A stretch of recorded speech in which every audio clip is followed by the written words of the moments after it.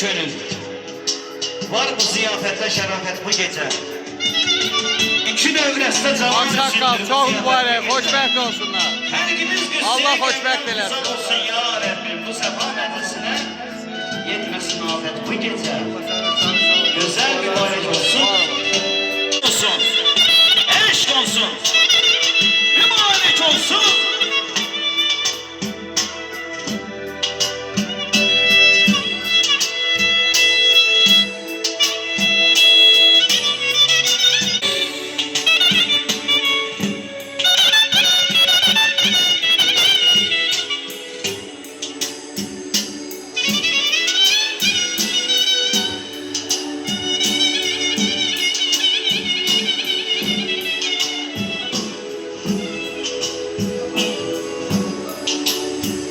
Mübarek.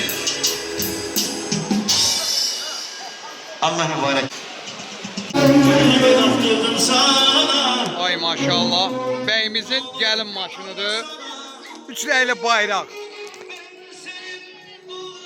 Allah şəhidlərimizi rəhmət eləsin. Üçləyli bayrağa görə vətən uğrunda canından keçən qəhrəman şəhidlərimizin ruhu şad olsun. Bugünkü bəyimiz də vətən üçün əldə silah, baş leytenant İlkin qardaşımızın gözəl bir günüdür. Allah xoşbəxt eləsin deyirik.